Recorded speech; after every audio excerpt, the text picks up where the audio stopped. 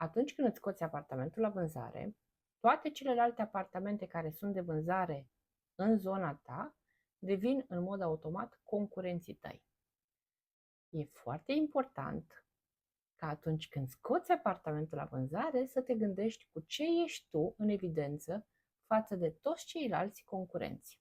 Gândește-te cum ar fi să intri într-o brutărie, să vezi un raft pe care sunt 5-6 tipuri de pâine, toate la fel. Pe care o iei, nu știi.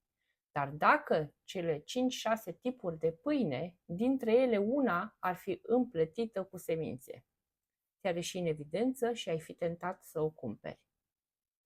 Dar una este cu semințe și împletită, în schimb, prețul este de 2 ori mai mare decât la celelalte. Și atunci, chiar dacă tendința va fi prima dată să zici că aș vrea o pâine împletită, totuși, prețul fiind foarte mare, foarte crescut față de concurență, o să spui totuși, parcă aș vrea o franzelă.